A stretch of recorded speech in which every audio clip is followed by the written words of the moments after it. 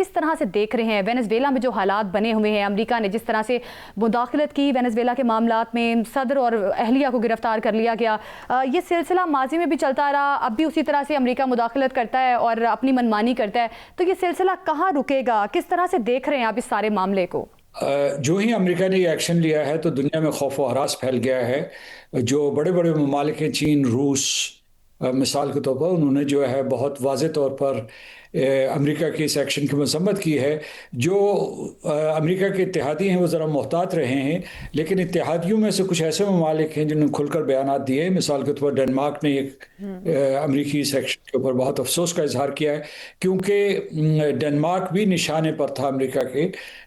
جب صدر ٹرمپ نے حکومت سنبھالی تھی تو انہوں نے کہا تھا کہ گرین لینڈ جو ہے، جو ڈنمارک کا حصہ ہے، ساورن ٹیریٹری ہے، اسے واپس لینا چاہتے تھے۔ دوسری دو تین چیزیں جو ہے وہ ابھر کے سامنے آئی ہیں کہ اقوام متحدہ اپنا کردار ادا نہیں کر سکتا، اور امریکہ جیسا ملک، طاقتور ملک، قانون سے بالاتر ہے۔ یعنی وہ اقوام متحدہ کے سامنے، اقوام متحدہ کی سیکورٹی کونسل کے سامنے جواب دہ نہیں ہے۔ وہ اپنے آپ کو دنیا کی سپر پاور سمجھتا ہے، اور اس نے جنوبی امریکہ میں ایک ملک کے اوپر حملہ کیا، اس کے صدر اور اس کی اہلیہ کو طیارے کے ذریعے امریکہ ٹرانسپورٹ کر دیا ہے۔ ایسا انہوں نے سن 1989 میں صدر نوریگا سے کیا تھا، جو پیناما کے صدر تھے۔ اس وقت جو ہے ان کی ساؤتھ امریکہ کی کمانڈ وہیں موجود تھی، اور 10,000 فوجی امریکی فوجی وہاں موجود تھے۔ تو اس وقت نسبتاً آسان تھا، جبکہ وینزویلا میں ایک طاقتور فوج وہاں موجود ہے، اور وہاں کی حکومت جو ہے اس ایک دم جو ہے مسمار نہیں ہوئی، بلکہ انہوں نے مزاحمت کا فیصلہ کیا ہے۔ لیکن امریکہ نے، میرا خیال ہے کہ وینزویلا میں بہت کام کیا ہے۔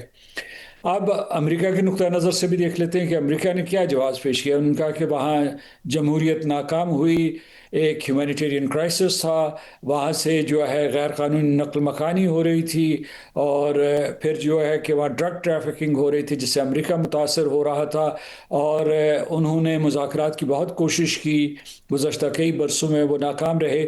لیکن کیا اس کے باوجود ان کا یہ استحقاق تھا کہ وہ اقوام متحدہ کے چارٹر کی پرواہ نہ کریں؟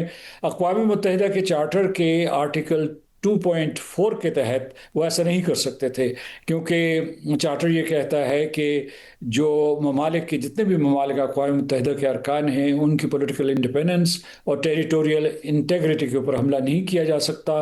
اسی طریقے سے جو اندرونی معاملات میں، ممالک کے اندرونی معاملات میں آرٹیکل 2.7 کے تحت مداخلت نہیں کی جا سکتی۔ اور پھر جو دوسری جنگ عظیم کے بعد جو نظام دنیا میں قائم اور نافذ رہا ہے، اس کے مطابق یہ بھی ہے کہ، اور یہ بھی آرٹیکل 1.2 میں محفوظ ہے کہ آپ نے دوسرے ممالک کے حق خود ارادیت کا احترام کرنا ہے۔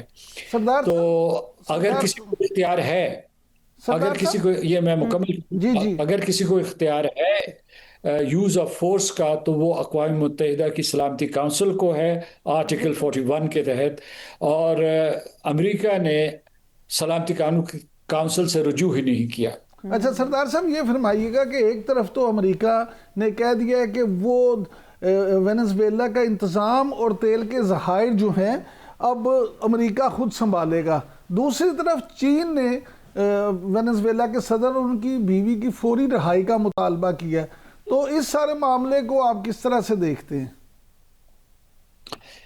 دیکھیے، جہاں تک تیل کا معاملہ ہے تو امریکہ پہلے بھی اس قسم کے اقدامات کر چکا ہے۔ وہ عراق کی وار جو ہے 2003 کی جنگ تھی، یا لیبیا میں اس سے سارے کے سارے جو تیل کے ذخائر سے، اس سے امریکہ بالواسطہ طور پر یا براہ راست مستفید ہوا ہے۔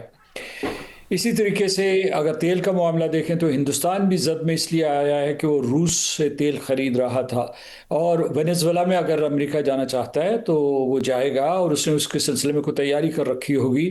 اس کی ایک صورتحال یہ ہے کہ امریکہ کا مرضی کا کوئی وہاں رہنما آ جائے، وہاں کوئی بغاوت ہو جائے، یا دوسری صورتحال یہ ہو سکتی ہے کہ وینزویلا کا خود شیرازہ بکھر جائے، جس کے ذریعے تیل کے ذخائر کے اوپر قابو پانا آسان ہوتا ہے۔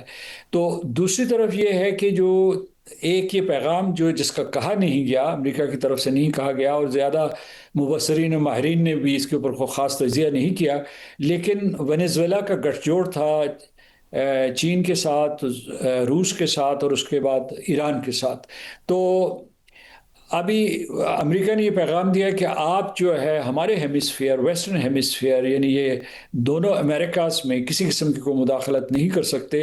اور ان کی جو نیشنل سیکیورٹی اسٹریٹجی تھی جس کا ابھی حال ہی میں اجرا ہوا ہے، انہوں نے یہ پیغام دیا تھا کہ اب یہ جو باہر سے کمپنیاں آتی ہیں یا باہر سے جو ممالک آتے ہیں، بالخصوص اشارہ تھا چین کی طرف، کہ وہ جو یہاں اپنے جو ٹیک سینٹرز یا مطلب جو ان کے انفراسٹرکچر ڈیولپمنٹ کے پروجیکٹس ہیں جس وہ اپنی ریٹ قائم کرتے ہیں، وہ بھی امریکہ برداشت نہیں کرے گا. یہ انہوں نے کوئی اس طریقے سے واشگاف الفاظ میں نہیں کہا، لیکن پیغام واضح ہے کہ یہ منرو ڈاکٹرن جو تھا ان کا، کہ جو امریکہ کے معاملات، دونوں امریکاز کے معاملات میں باہر کے ممالک، یورپ کے ممالک، اور اب اس صف میں جو ہے چین بھی شامل ہو گیا ہے، کہ وہ وہاں کسی قسم کی مداخلت نہیں کر سکتے.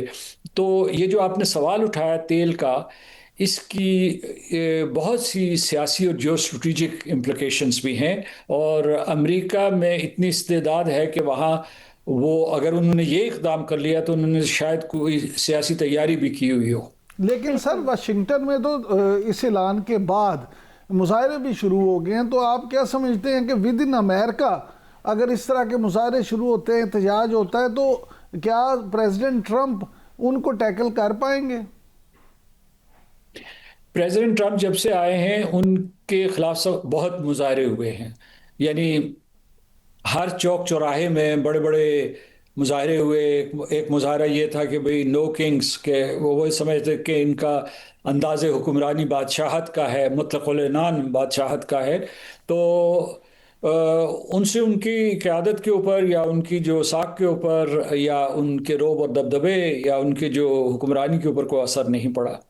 اور دوسرے یہ ہے کہ وہاں لاطینی امریکہ کے بہت سے لوگ موجود ہیں، اس میں سے 14 سے 19 ملین جو یہ لوگ کہتے ہیں کہ کوئی غیر قانونی لیٹن امریکنز بھی آباد ہیں.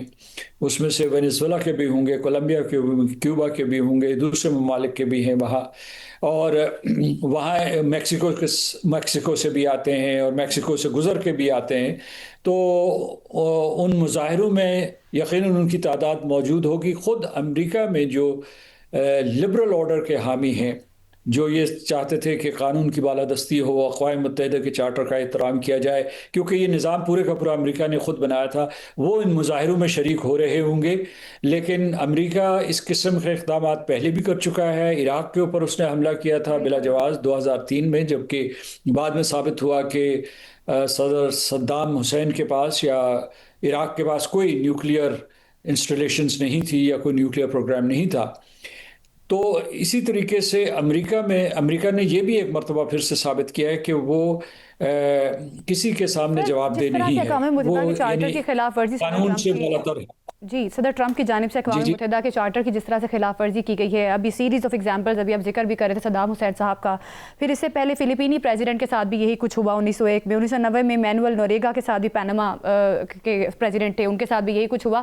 تو ہمارے پاس اتنی ایگزامپلز موجود ہیں ماضی میں یہی کچھ امریکہ کرتا رہا ہے، کوئی بھی الزام لگا کر، کوئی بھی کیس بنا کر، جواز بنا کر مختلف ملکوں کے پریزیڈنٹس کو گرفتار کرنا. تو سر آپ کو کیا لگتا ہے کہ یہ اس سے صدر ٹرمپ کی اپنی پوزیشن آپ کس طرح سمجھتے ہیں کہ خود ایٹ سٹیک آ گئی ہے کہ چارٹر آف بین الاقوامی چارٹرز کی خلاف ورزی کرنے کے بعد اب ان کا سیاسی فیوچر کیا دیکھتے ہیں آپ آنے والے ٹائم میں؟ سر کیا ایسا ہی کوئی اقدام امریکہ ایران کے ساتھ بھی کر سکتا ہے؟ بالکل، اس کا بھی خدشہ.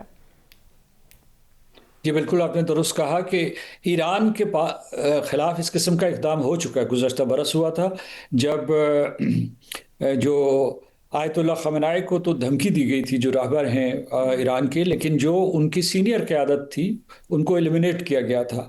اور اسی طریقے سے آپ نے دیکھا ہوگا کہ حماس کی قیادت کو، حزب اللہ کی قیادت کو نشانہ بنایا گیا تھا، وہ اسرائیل نے بنایا تھا.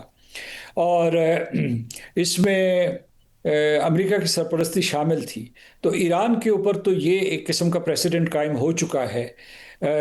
یعنی اس وقت جو ہے ایک جو رہبر تھے آیت اللہ خامنہ ان کو ایک تہہ خانے میں یا ایک خفیہ جگہ پناہ لینی پڑ گئی تھی، کیونکہ اسرائیل نے واضح طور پر دھمکی دی تھی، یا میرا خیال ہے کہ کسی امریکی رہنما نے بھی دھمکی دی تھی کہ ہمیں معلوم ہے تم کہاں ہو. تو جس کا واضح دھمکی یہ تھی کہ جناب ہم آپ کو بھی ایلیمنیٹ کر سکتے ہیں، لیکن ہم نے جان بوجھ کے صرف آپ کے ارد گرد کی قیادت کو، وہ سیاسی قیادت تھی، فوجی قیادت تھی یا سائنسی قیادت تھی، اس کو نشانہ بنایا تھا. تو ایران تو سیدھا نشانے پہ ہے، اور دوسرا یہ بھی ہے کہ حال ہی میں ایران اور امریکہ کے درمیان جو ہے سخت اور جارحانہ پیغامات کا بھی تبادلہ ہوا ہے. تو ایران کو خطرہ ہے، لیکن اس سے ایران سے زیادہ ساری دنیا میں خطرہ بڑھ گیا ہے.